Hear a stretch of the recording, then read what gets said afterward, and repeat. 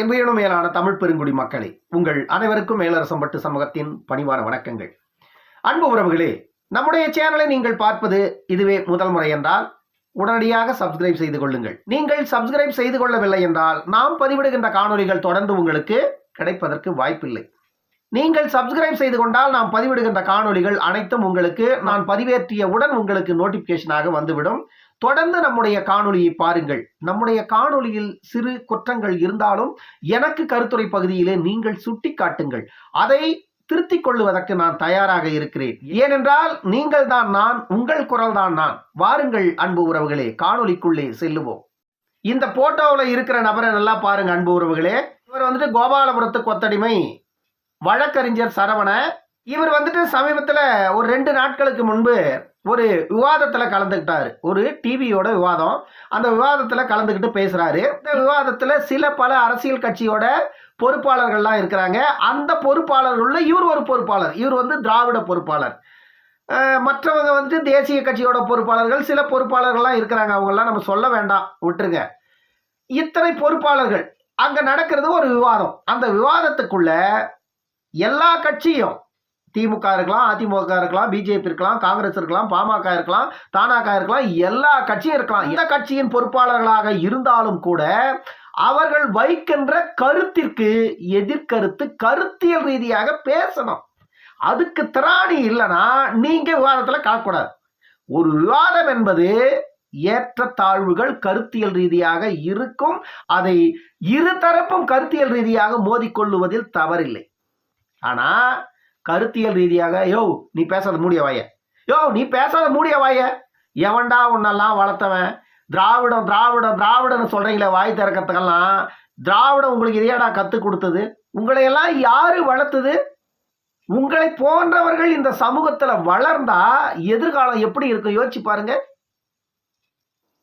உக்காரியா, உக்காரியா, உக்காரியா, நீ பேசாத உக்காரியா, நீ பேசாத உக்காரியா. நீ ஒரு வழக்கறிஞரா? நான் கேட்கிறேன் உன்ன, சரவணனை கேட்கிறேன் நான். நீ ஒரு வழக்கறிஞரா? நீ வந்துட்டு அந்த கட்சிக்கு செய்தி தொடர்பாளர் வேறையாம். நீ எல்லாம் என்ன செய்தியை கொண்டு போய் மக்கள் கிட்ட கொடுப்ப? உன்ன மாதிரி ஆட்களிடமிருந்து என்ன செய்தியை மக்கள் கிட்ட கொண்டு போய் சேர்க்க முடியும்? மக்களின் தேவை அறிஞ்சு நீ செய்தியை கொண்டு போய் கொடுப்பியா? நாட்டில் என்ன நடக்குதுன்னு கொண்டு போய் மக்களுக்கு சொல்லிவிடியா? உன் கட்சி செய்யற ஊழலை போய் சொல்ல உன் மக்களுக்கு. நீ தான் திமுகவோட செய்தி தொடர்பாளராச்சே.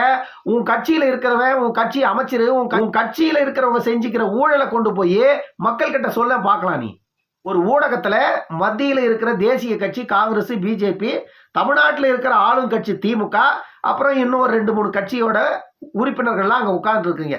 அப்புறம் இன்னொரு 2-3 கட்சியோட பொறுப்பாளர்கள்லாம் அங்க உட்கார்ந்துட்டு இருக்கிறீங்க, விவாதத்துல கலந்துக்கிறீங்க. விவாதத்தை பொறுத்த வரைக்கும் ஒவ்வொரு கட்சிகள் செய்கின்ற தப்பையும், அந்த கட்சியின் தலைவர்கள் செய்கின்ற தவறுகளையும் இன்னொரு கட்சி எதிர்த்தரப்புல இருக்கிறவங்க சுட்டி காட்டுவாங்க, பேசுவாங்க. அதை நீங்கள் கருத்தியல் ரீதியாக எதிர்கொள்ளணும். இதுதான் உங்களுக்கு அந்த இயக்கம் கொடுக்கிற பொறுப்பு. அதை கருத்தியல் ரீதியாக எதிர்கொள்ள திராணி இல்லைன்னா நீ வந்துட்டு இந்த மாதிரி ஊடகங்கள்ல கலந்துக்க கூடாது. ஏன் நான் சொல்றேன்னா, இது அடுத்த தலைமுறைகளை சீரழிக்கும். ஏற்கனவே திராவிடத்தால் சீரழிந்த தமிழ்நாட்டை சீர்படுத்த முடியாத போராடிட்டு கடுக்கிற லட்சக்கணக்கான இளைஞர்கள்ல உன்ன மாதிரி பல பேர் இருக்கான். நீ கூட திராவிடத்தால சீரழிஞ்சவன் தான். திராவிடம் உன்னை சீர்படுத்தி இருந்தா நீ அந்த இடத்துல நேர்மையா பேசியிருக்கணும். உனக்கு எதிராக ஒரு கருத்து வருதுன்னா அதை வந்துட்டு நீ கருத்தியல் ரீதியா நீ கருத்தியல் ரீதியா அடிக்கணும். அதை விட்டுட்டு ஆயுதம் கொண்டு அடிக்கிறது இல்லை, வார்த்தையை கொண்டு இழிவுபடுத்துறது இல்லை. மேடை பேச்சுக்கென்று ஒரு நாகரிகம் இருக்குது. அந்த நாகரிகம் திமுக காரங்கிட்ட எதிர்பார்க்க முடியாது. அதை உன்னை போன்றவர்கள் கிட்ட நான் பேசுறதும் தவறுதான். ஆனா இது சமூக சீர்கேடு. மேடையில ஒருவர் ஏறி பேசினா அவருடைய வாயில இருந்து வர வார்த்தையால கீழே உட்கார்ந்துட்டு அதை கேட்கிறவங்க ஏதோ ஒன்றை அந்த மேடையில் பேசிய மனிதரிடமிருந்து பெற்றுக்கொண்டு செல்ல வேண்டும்.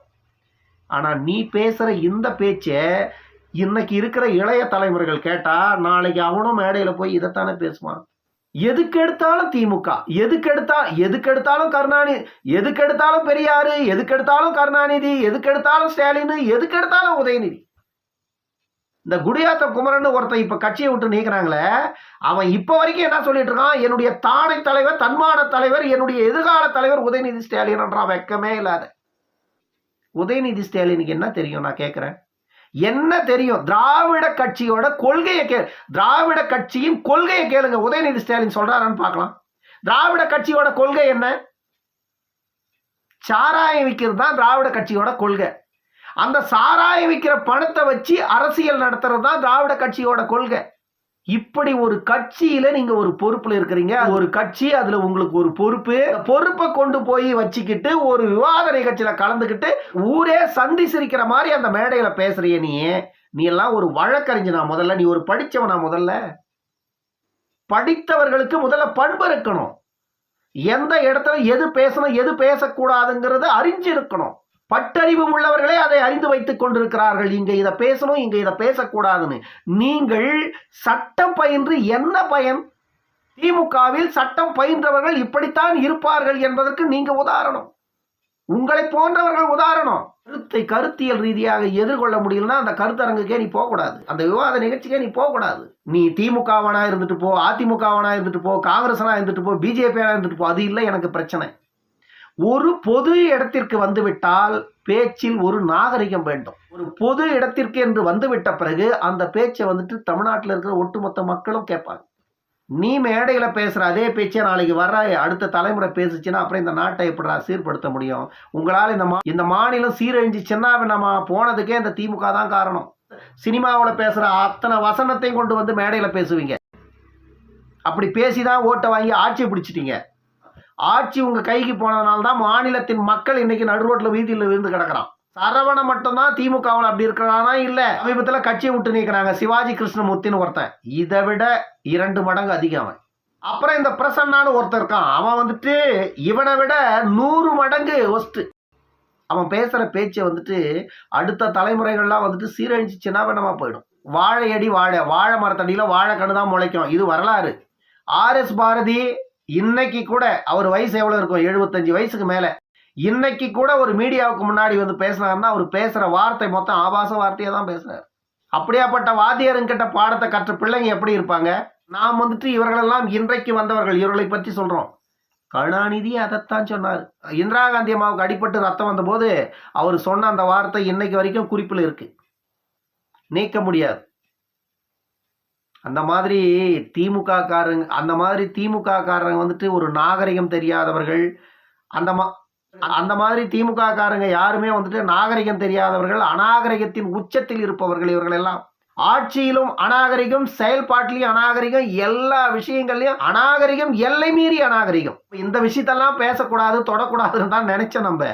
ஆனா இந்த மாதிரி ஒரு விவாத நிகழ்ச்சியில இவ்வளவு கேவலமா எந்த கட்சிக்காரனா இருந்துட்டு போகட்டும், அது நமக்கு அவசியமே இல்லை. ஆனா நீங்க ஒரு மேடைக்குன்னு வந்துட்ட பிறகு உங்களுடைய பேச்சு எப்படி இருக்கணும்? பண்பட்டதாக இருக்கணும் பேச்சு. மேடை பேச்சு என்பது பண்பட்டதாக இருக்கணும். மேடைக்கு போன பிறகு எதை வேணா பேசலாம் அப்படின்னா நீ மேடை பேச்சாலையும் இல்லை, கூத்தாடி. நீ கூத்தாடி வம்சம் தானே திராவிட வம்சமே, அது அப்படிதான் இருக்கும், வேற ஒன்றும் பண்ண முடியாது. இருந்தாலும் இதை போன்ற செயல்பாடுகளை கண்டிக்காமையும் இருக்க முடியாது. இவங்களெல்லாம் இன்னொரு முறை எந்த ஒரு விவாதத்திலையும் இந்த தொலைக்காட்சிங்க கூப்பிட்டு இவங்களை உட்கார வைக்க கூடாது. இப்படிப்பட்டவர்களை எந்த ஒரு விவாத நிகழ்ச்சியிலையும் இந்த தொலைக்காட்சி நண்பர்கள் அழைத்து உட்கார வைக்க கூடாது. இப்படிப்பட்டவர்களை அழைக்க வேண்டிய அவசியம் என்ன இருக்கு அந்த தொலைக்காட்சிங்களுக்கு? நான் கேட்கிறேன்.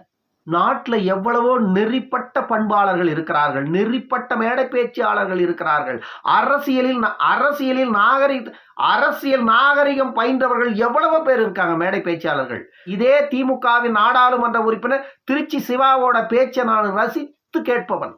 அவருடைய பேச்சு அப்படியே முத்து முத்தா இருக்கும், நெல் மணியை போல இருக்கும். அரசியலுக்கு அப்பாற்பட்டு அவருடைய பேச்சை நான் அவ்வளவு ரசிப்பேன். அப்படி பேசுங்க. திருச்சி சிவாவும் அதே பள்ளியில தான் பயின்றாரு, நீங்களும் அதே பள்ளியில தான் பயின்று இருக்கீங்க, திராவிட பள்ளியில. ஆனா 5 விரலும் பாருங்க, அது ஒரு சைஸ்ல இருக்கு. இதுதான் வாழ்க்கை. இன்னொரு காணொலியில் சந்திக்கும் வரை உங்களிடமிருந்து விடைபெற்றுக் கொள்வது மேலரசம்பட்டு சண்முகம். நன்றி, வணக்கம் அன்பு உறவுகளே.